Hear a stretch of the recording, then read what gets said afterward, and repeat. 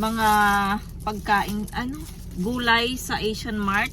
So pag uwi natin, ipakita ko sa inyo mga napamili ko. Konti lang kasi nga wala tayong pera. Tapos ngayon si Mr. ay wala pa tayong budget.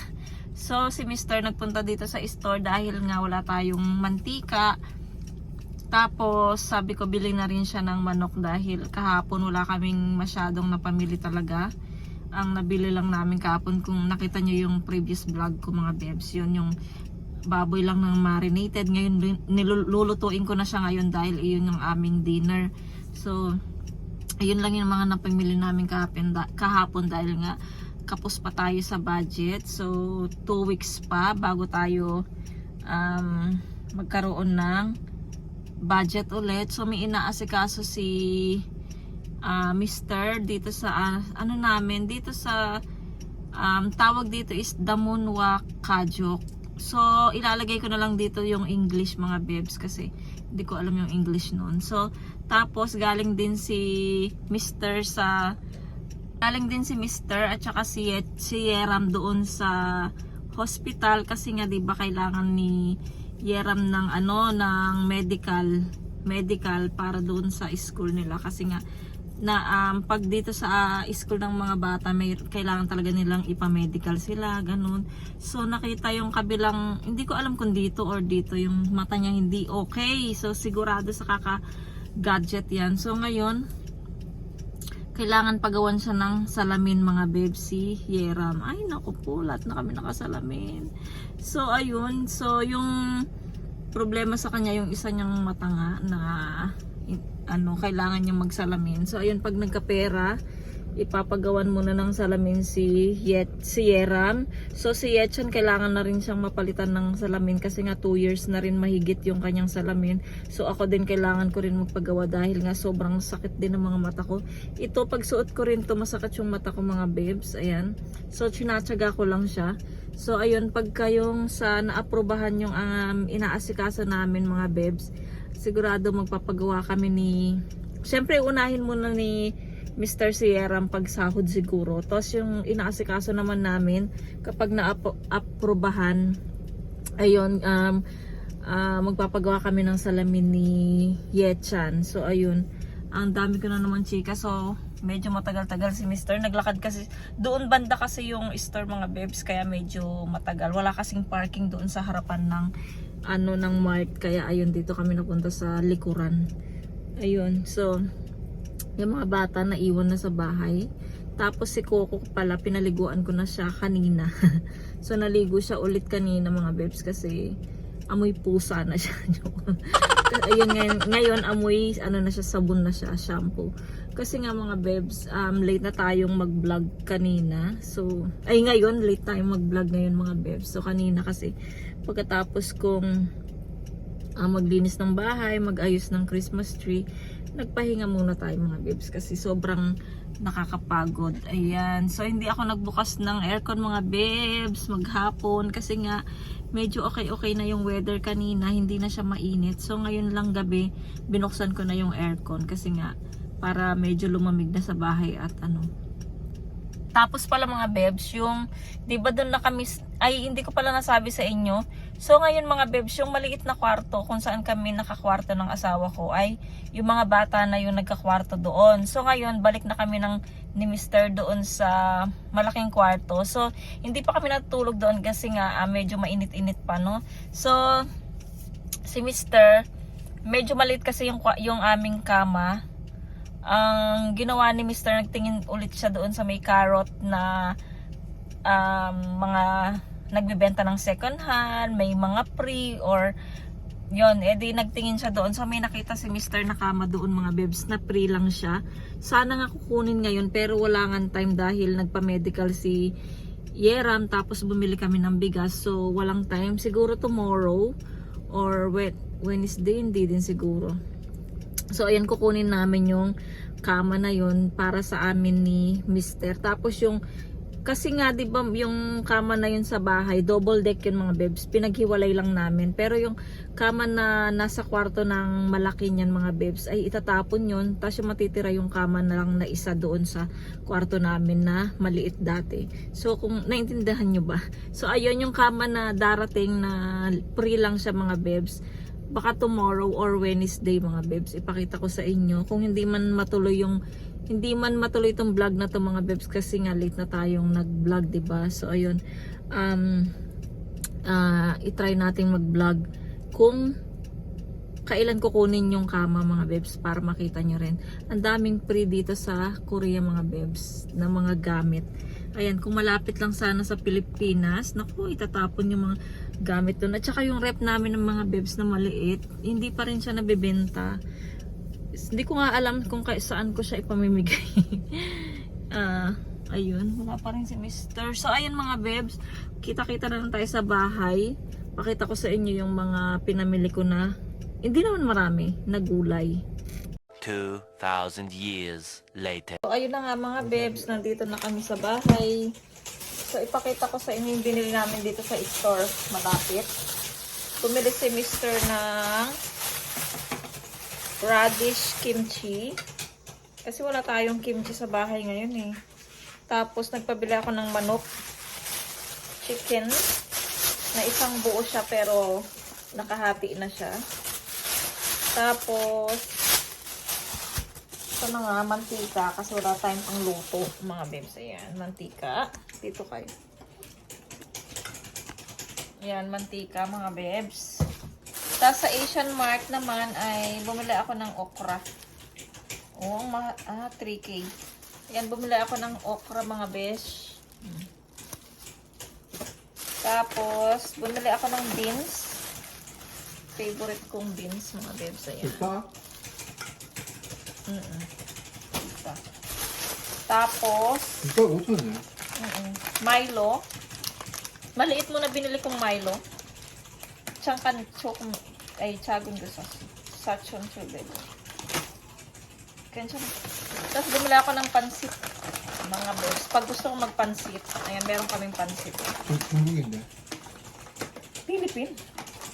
Iro kaya, Philippine ito pati. Ito. Ayan mga bebs, pansit bihon. Ayan, tsaka yung bigas natin na ano, ayun na. Ayun ang ating bigas mga bebs. Tapos si Mr. ay kinakain niya yung ginawa kong parang nilupak siya mga bebs ng ano, kamote. Ayan, tapos nakasalang na yung ating ulam dito. Kasi nga nang tumawag siya, nagluluto na ako. Eh, ginawa ko, pinatay ko muna yung niluluto. So, ayun. So, ito mga bebs yung ating baboy na nakamarinate na siya. So, ati-atiin ko lang siya kasi malalaki siya eh. Ayun.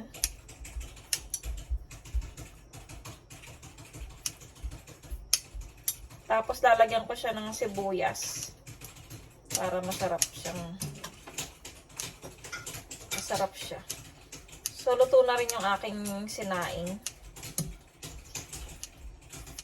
Yung mga bata, kung naririnig niyo yung tunog na yun, ano yun? Computer.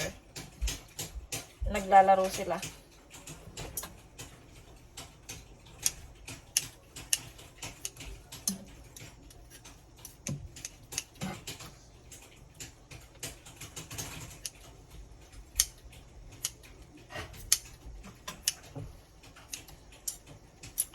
Alam niyo ba yung ating kaibigan na ano,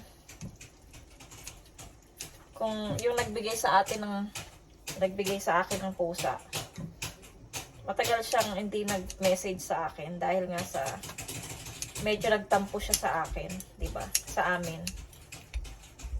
Ay nagtampo siya sa amin dahil sa pinaghiwalay namin yung dalawang pusa. 'Di ba dalawa yung binigay niya, yung puti at saka yan, si ano. Kasi nga hindi ko kayang mag-alaga ng dalawa. So, pinaghiwalay namin yung mga pusa nila. Siyempre, nagpaalam muna kami sa kanila. So, sila din naman yung naghanap ng mag-aampon dun sa puti na pusa. kung napanood yung mga bebs yung previous vlog ko na pinamigay natin si ano, yung isa yung puti. Hindi ko na lang banggitin mga bebs yung pangalan kasi nga nanunood din siya ng vlog ko mga bebs. Ayan, so ayun nga, sila yung nakahanap ng mag-aampon doon sa puti. So ayun, nung magmula noon mga bebs na yun, hindi na siya nagme-message sa akin, ganon. Tapos kanina, bigla na lang siyang nag-message, nagtanong siya kung kinamusta niya yung test ni Yechan na nasabi ko na ba sa inyo, mga bebs? Di ba nga nag-exam si Yechan para ano na siya, upgrade na siya. So, ayun, hindi ko nakwento sa inyo, no? So, ayun, sa kasamaang palad, hindi siya napasa. Pero, mga bebs, alam nyo ba, konting-konti na lang, nag-post ako doon sa aking Facebook. So, konti na lang mga bebs, ay pasado na sana siya. Hindi niya lang na ano nga yung science at saka yung math. So, napasa niya lahat yung iba. So, sa next year ulit siya mag-test. Yun na lang Asian. Yun na lang science. Science na lang daw. Tapos math. So, pag nakatamaas ng konti, pasado na siya. Tapos, sana kung napasa siya mga bebs, itong year na to, next year ay mag-graduate na sana siya ng 4th year kahit na hindi siya nag-school. Yung magka-college na siya agad mga bebs. Yung isasabay na siya mag-graduate mga bebs. Kaya lang hindi eh. So, next year na lang ulit siya siguro mag-graduate na lang siya nun. Kasi kahit di siya nag-aaral, diba, ng high school. Ano lang siya, magte-test lang siya para mag-college siya agad. Ayun. So, ayun yung ating chika. Yun nga, nag-message siya. Nagtanong lang siya. Nagtanong siya kung kamusta yung ano ni Yechan. Ganun. So, ayun. Hindi ako yung nag-reply si Yechan. Yung nag-reply sa kanya. Ayun. So, yun. Buti naman, okay na siya. Naka-move on na siya. Eh, kami move on naman na dati pa. Ayun, sa mga bebs. Nakachika na naman tayo. Medyo humaba yung ating vlog, ha. So, ayan mga bebs, yung ating niluto.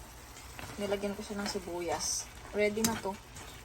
So, magre-ready na kami para sa dinner. Anong oras na ba? Sakit ng ulo ko, bigla. 7. Sakit ng ulo ko sa lamin. Ayan, so, i-prepare ko lang ito, tapos kakain na kami. Ayan, para mawala yung sakit ng ulo ko. パケットのものいっぱいある。5번 못 먹겠더라. 그래서 한 번 먹고 냉장 하자.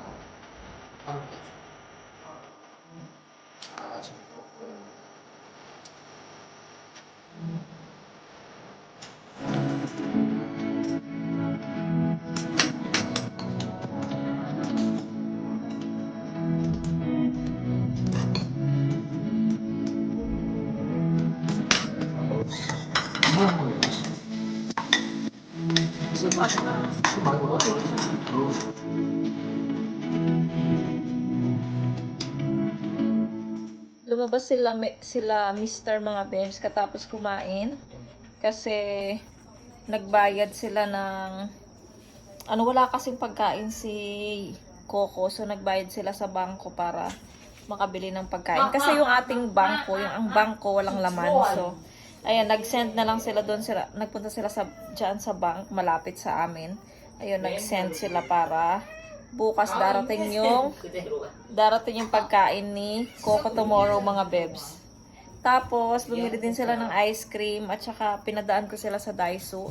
Sabi ko bili sila ng kwintas ni Coco kasi nga yung kwintas na binili nila ay nasira na. Sinira ni Coco. Tapos mamaya ipakita ko sa inyo yung kwintas kasi ang pangit ni Coco pagka wala siyang kwintas. Mukha siyang lalaki kaya ayun, sabi ko tag 1,000 lang naman won. So, sabi ko, bilhan na nila ng kwintas. Napakasakit ng mga mata ko, mga bebs. Kaya, naglalagay ako nito every night ng ganito, mga bebs. Para sa, hindi tayo magkaroon ng eye bag. Tapos meron na tayong Christmas tree. Pero yung Christmas light, hindi ko muna nilagay. Kasi magastos sa magastos siya sa battery. So, di battery lang kasi yung Christmas light ko, 2. Ayoko kasi mag-Christmas light ng di-kuryente. Yung di-kuryente, mas gusto ko yung de-battery para safe tayo, diba? Kahit na magdamag mo siyang nakabukas, okay lang kasi de-battery siya.